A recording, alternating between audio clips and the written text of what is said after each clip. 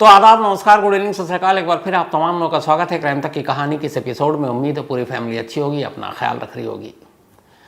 अगर अपने देश में ऐसे केसेस जिनकी क्लोजर रिपोर्ट दाखिल कर दी गई उसकी गिनती की जाए तो ना मालूम गिनती कहाँ पहुँचेगी। क्लोजर रिपोर्ट यानी एक ऐसा केस जो पुलिस सुलझा नहीं पाई। एक तरह से ये भी कह सकते हैं कि पुलिस की नाकामी।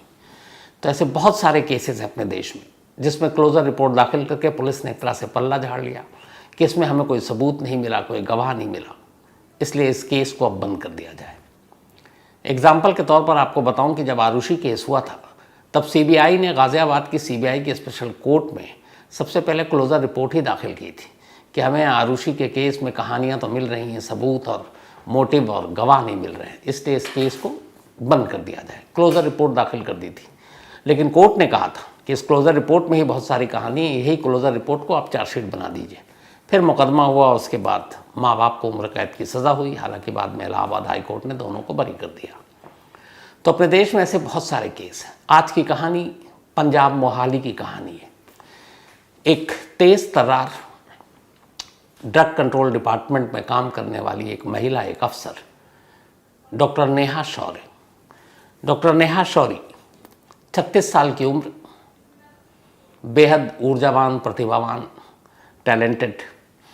और पंजाब के बारे में तो आप वैसे ही जानते हैं, कई बार उड़ता पंजाब भी कहा गया। ड्रग्स ने एक तरह से वहाँ के नौजवानों को धीरे धीरे वो बर्बाद कर रही है। तो उसी ड्रग्स कंट्रोलर डिपार्टमेंट में काम करती थी डॉक्टर शौरी, यानी कि नेहा शौरी। आज से करीब 4.5 साल पहले 29 मार्च 2018, बल्कि 29 मार्च 2019 की तारीख थी, वो अपने दफ्तर में बैठी हुई थी जो मोहाली का ड्रग कंट्रोलर का दफ्तर था।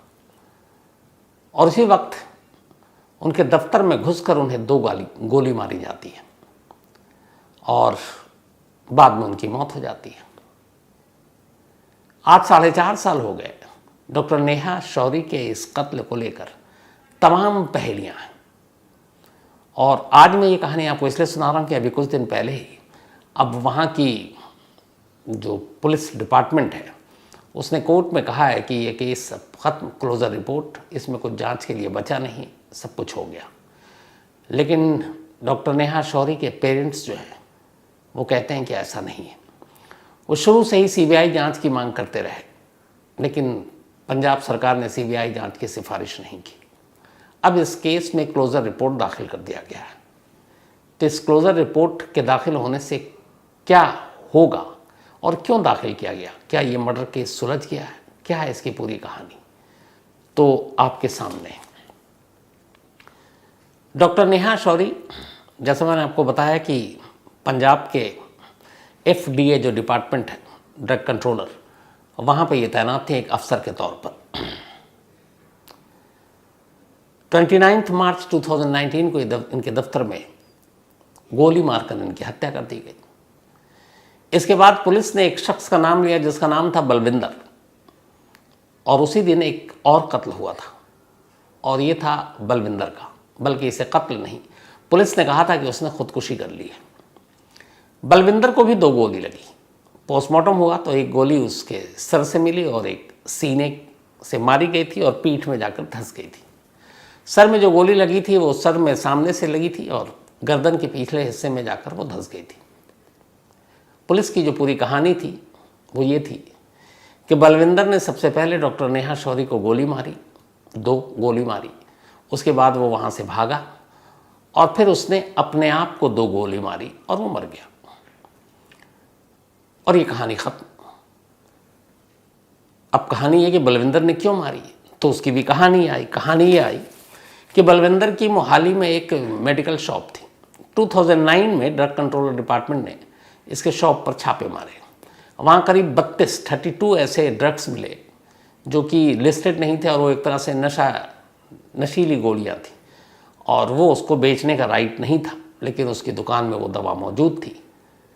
तो एक तरह से ड्रग्स मतलब मेडिकल शॉप की आड़ में वो नशे की गोलियां बेच रहा था और इसी को लेकर छापा पड़ा। और इस छापे में जो FDA की टीम ने छापा मारा, उसके बाद इस मेडिकल शॉप का लाइसेंस कैंसिल कर दिया गया। अब इस मेडिकल शॉप का जो ओनर था वो था बलविंदर। बाद में वो मामला कोर्ट में गया, उसने बड़ी गुजारिश की कि मेरा लाइसेंस बहाल कर दिया जाए, लेकिन वो मिला नहीं। 10 साल बीत गया। इस 10 साल के बाद उसने अपनी बीवी के नाम पर एक और मेडिकल स्टोर खोलने के लिए इसी डिपार्टमेंट से लाइसेंस के लिए अर्जी दी, लेकिन वो भी रिजेक्ट हो गया।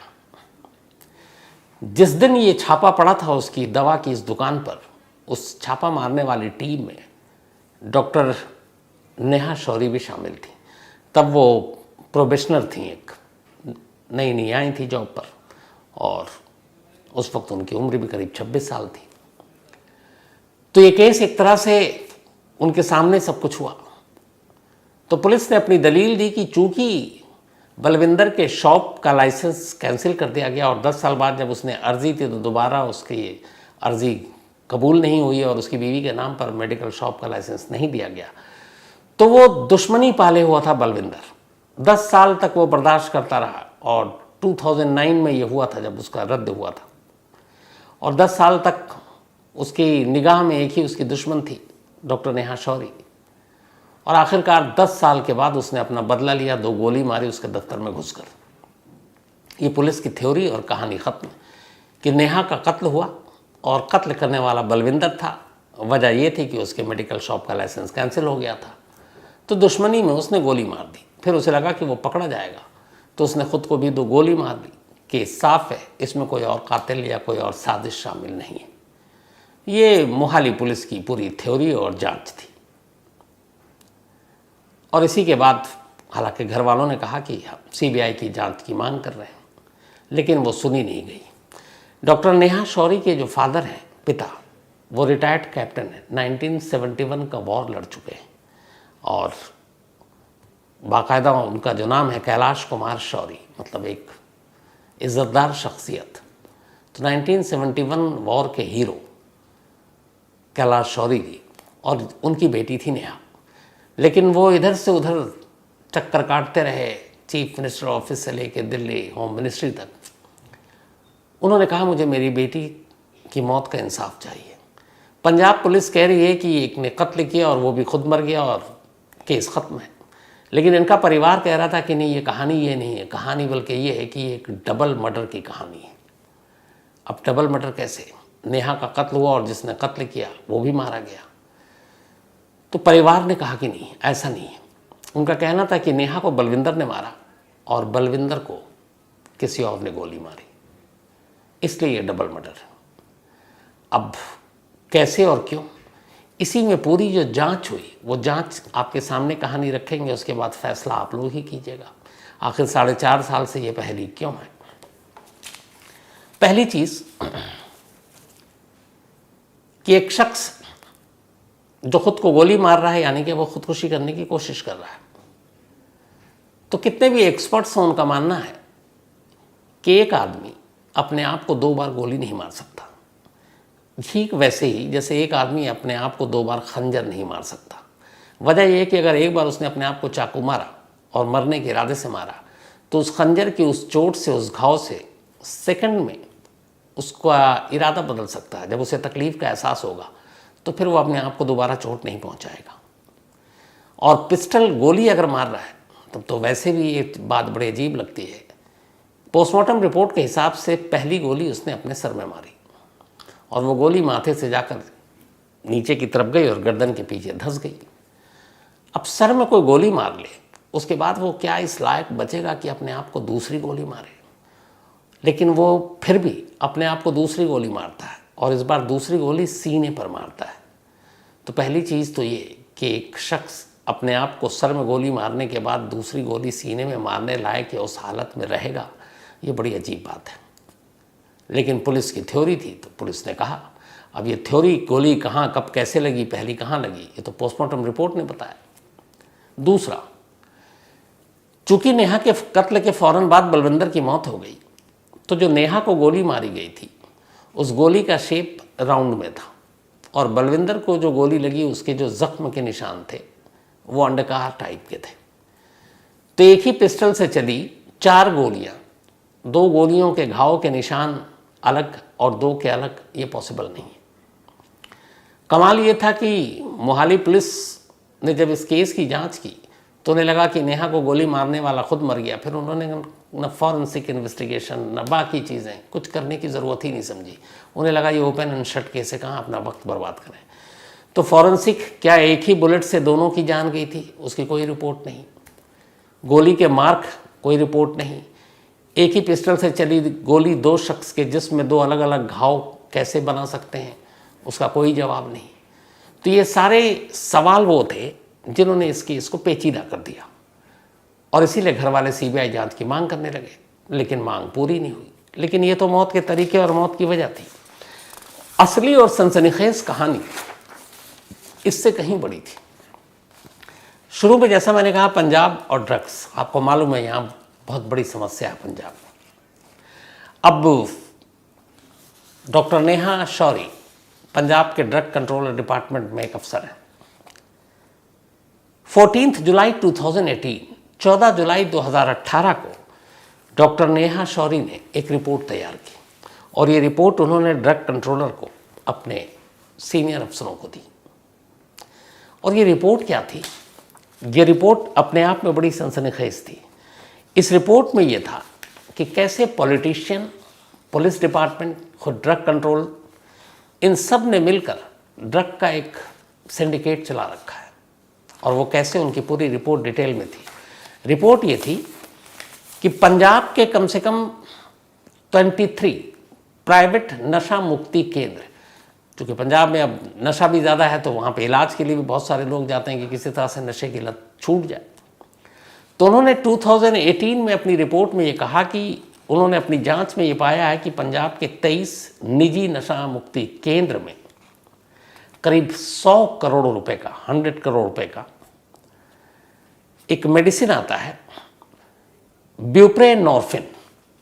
ये इलीगल तरीके से कहीं कागज़ पे नहीं है और ये गोलियां बेची गई 100 करोड़ की। और कितनी टोटल? करीब 100 करोड़ की ये गोलियां थी ब्यूप्रेनॉर्फिन। ये पंजाब के विधानसभा में भी ये मामला उठा था। अब ये ब्यूप्रेनॉर्फिन क्या होता है? ये होता है कि जो नशा मुक्ति केंद्र में लोग नशा छुड़ाने आते हैं तो अचानक अगर वो आदी हैं और आपने उनको सारी नशाओं से दूर कर दिया तो वो अजीब अजीब हरकत करते हैं, बहुत कुछ हो सकता है। तो इस दवा जो ब्यूप्रेनॉर्फिन है, एक तरह का ये भी ड्रग्स है। तो पंजाब में जितने भी लोग हैं 17% इस दवा का वो इस्तेमाल करते हैं अगर उन्हें कोई नशा नहीं मिलता। अलग अलग बहुत तमाम तरह के नशे हैं। तो जितने भी नशेड़ी हैं वो इस ब्यूप्रेनॉर्फिन का भी इस्तेमाल करते हैं। अब ब्यूप्रेनॉर्फिन का नशा मुक्ति केंद्र में क्या काम? तो नशा मुक्ति केंद्र जो प्राइवेट है उसमें ये है कि ये दिया जाता है उन लोगों को जो वहाँ पे अपनी लत छुड़वाने आते हैं और अचानक आप उनको सब ड्रग से दूर कर दें तो कई कि तो मरने की नौबत आ जाती है। तो उनको बचाने के लिए और धीरे धीरे लत छुड़ाने के लिए ये ब्यूप्रेनॉर्फिन ऐसे नशेड़ियों को दिया जाता था। लेकिन उन्होंने अपनी जांच में बताया और ये पाया कि इस ब्यूप्रेनॉर्फिन का पूरा एक रैकेट चल रहा है जिसमें पॉलिटिशियन शामिल हैं, जिसमें पुलिस वाले शामिल हैं, ड्रग कंट्रोलर के लोग शामिल हैं और ये जो नशा मुक्ति केंद्र के लोग हैं ये भी शामिल हैं। तो इन लोगों ने करीब 100 करोड़ रुपए की कीमत की 5 करोड़ ब्यूप्रेनॉर्फिन की गोलियां बेच दी बिना किसी रिकॉर्ड कागज़ के। 100 करोड़ और ये सारा सरकारी चूना लगा। तो 500 करोड़ गोलियां, 100 करोड़ रुपए उसकी कीमत थी। अब ये उन्होंने, और इन जो 23 नशा मुक्ति केंद्र थे उनकी डिटेल, ये सारी चीज़ें उन्होंने 14 जुलाई 2018 को अपने डिपार्टमेंट के अपने सीनियर अफसरों को दे दी। और इस रिपोर्ट को देने के अगले ही साल कुछ महीने के बाद 2019 की शुरुआत में ही उन्हीं के दफ्तर में घुसकर उन्हें 2 गोली मार दी जाती है। तो क्या इस रिपोर्ट से नेहा शौरी के कत्ल का कोई कनेक्शन था? कम से कम परिवार वाले यही कह रहे थे। लेकिन सिर्फ इतना कर बहने से या कहने से काम नहीं चलेगा कि शायद उस रिपोर्ट की वजह से ही वो मारी गई, क्योंकि इसमें कई और सबूत थे। जो मोहाली पुलिस की थ्योरी थी कि बलविंदर से दुश्मनी थी क्योंकि मेडिकल स्टोर का लाइसेंस कैंसिल कर दिया था और उसकी वजह से उसने मारा। तो एक शख्स जो 10 साल से दुश्मनी पाले हुआ, एक तो 10 साल तक इंतज़ार करेगा मारने के लिए, ये बड़ी अजीब सी चीज़ लगती है। लेकिन 1% को मान भी लेंगे चले। 10 साल उसने इंतज़ार किया बीच में शायद उसे मौका ना मिला हो, और 10 साल बाद उसे मौका मिला और उसने मार डाला। लेकिन एक कातिल जो दुश्मनी में किसी का कत्ल करता है वो सिर्फ अपने दुश्मन को मारेगा और निकल जाएगा। लेकिन यहाँ मर्डर के बाद जब सारी चीज़ों की तफ्तीश हुई तो पता चला कि जो नेहा शौरी का लैपटॉप था जिसमें सारे कॉन्फिडेंशियल चीज़ें स्टोर थी, उसके पूरे लैपटॉप का डेटा डिलीट था। अब दुश्मनी में कातिल डेटा क्यों डिलीट करेगा, कोई बातचीत तो दोनों में होती नहीं थी। नेहा के मोबाइल फ़ोन का सिम निकाल लिया गया था और वो सिम गायब था। तो डेटा डिलीट, सिम गायब। अब अचानक हुआ ये कत्ल, इनसे इसका क्या लेना देना। दूसरा, पुलिस ने उस वक्त एक बार भी उस बलविंदर और नेहा के कॉल डिटेल को भी टैली करने की कोशिश नहीं की कि अगर दुश्मनी थी, इन 10 सालों में कभी कोई वास्ता पड़ा हो, आता हो, कुछ भी हो, तो उन्होंने ये सब भी नहीं किया। डेटा डिलीट और सिम कार्ड भी गायब, तो दुश्मनी के बीच में ये सारी चीज़ें कैसे। तो पुलिस इन्वेस्टिगेशन की इन चीज़ों पर सवाल उठाए गए। पुलिस के पास इसका कोई जवाब नहीं। पुलिस की वही रटी रटाई कहानी कि 10 साल पुरानी दुश्मनी थी, उसने गोली मारी और बाद में पकड़े जाने के डर से खुद को गोली मारी और मर गया। लेकिन घर वालों का कहना है कि ऐसा नहीं है, ये एक डबल मर्डर है। नेहा को बलविंदर ने बेशक गोली मारी, लेकिन फिर बलविंदर को किसी और ने मारा। अगर बलविंदर को किसी और ने मारा तो फिर ये पूरी कड़ी एक साजिश का इशारा करती है। साजिश क्या? चूँकि 23 नशा मुक्ति केंद्र का ये पूरा डेटा, पॉलिटिशियन और पुलिस की मिलीभगत, ड्रग कंट्रोलर के अपने डिपार्टमेंट के लोगों की मिलीभगत, 100 करोड़ रुपए का घोटाला एक तरीके से उस दवा को बेचने के नाम पर, तो इसमें बड़े बड़े लोग शामिल होंगे। और ये पंजाब विधानसभा में उस वक्त ये मामला ज़ोरों शोर से उठा था 100 करोड़ का। तो फिर ये शक अपने आप में बनता है कि इस दुश्मनी की आड़ में बलविंदर को मोहरे की तरह इस्तेमाल किया गया कि तेरी ज़िंदगी बर्बाद कर दी, तेरा लाइसेंस कैंसिल कर दिया, तो उससे बदला ले। तो उसे उकसाया गया या लालच दिया गया या ये कि तेरा लाइसेंस दोबारा हम बहाल कर देंगे। और जिन लोगों ने ये काम किया, फिर उन लोगों को लगा कि कल को बलविंदर मुँह खोल सकता है। तो जब उसने नेहा को मारा, उसके बाद मौका देखते ही उन्होंने बलविंदर को निपटा दिया। तो एक तीर से दोनों शिकार हो गए। नेहा की जो पूरी जांच रिपोर्ट थी और बाकी जो उसने खुलासा करने वाली थी, वो सारी चीज़ें दब गई। जो कातिल था वो मारा गया, जो साजिश करता थे उनका चेहरा हमेशा के लिए छुपा रह गया। आज 4.5 साल हो गए हैं। इस केस में पंजाब पुलिस ने यही क्लोजर रिपोर्ट दाखिल किया है कि इस केस में कुछ नहीं है। जिसने भी नेहा को मारा वो खुद मर गया, अपने आप को उसने मार लिया, और कोई साजिश नहीं, कोई और कातिल नहीं। तो इस केस की अब आगे जांच की ज़रूरत नहीं है। लेकिन इस क्लोजर रिपोर्ट के ख़िलाफ़ अब डॉक्टर नेहा शौरी के पेरेंट्स, ख़ासतौर पर उनके father, Punjab and Haryana high court पहुँचे और उन्होंने कहा है कि अब तक वो ना मालूम कितनी जगह धक्के खा चुके हैं। वो चाहते हैं कि, उनका मानना है कि पंजाब पुलिस ईमानदारी से इस केस की जांच नहीं कर सकती, तो इसीलिए इस मामले की जांच सीबीआई को सौंपी जाए। अब देखना यह है कि क्या एक और क्लोजर रिपोर्ट फिर से उसकी तफ्तीश होगी, इन्वेस्टिगेशन होगी, क्योंकि जो बेसिक सारी चीज़ें हैं। सबसे बड़ा सवाल जो मैंने वही आपसे कहा कि एक शख्स खुद को मारने के लिए अगर पहली गोली सर में मारता है तो दूसरी गोली क्या खुद को सीने पे मारने लायक बचेगा? वो मोबाइल का सिम, लैपटॉप का डेटा, इससे दुश्मन का कोई लेना देना नहीं, क्योंकि दोनों में कोई संबंध ही नहीं है 10 साल से। तो इन चीज़ों का क्या मतलब और ये किसकी तरफ इशारा करती हैं? तो आज 4.5 साल तो हो गए।